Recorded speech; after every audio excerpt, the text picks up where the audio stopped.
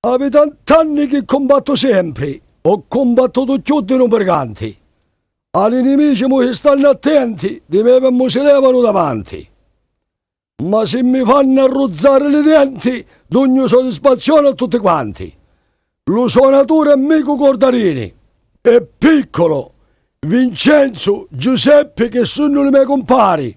E Simo Mammolesi.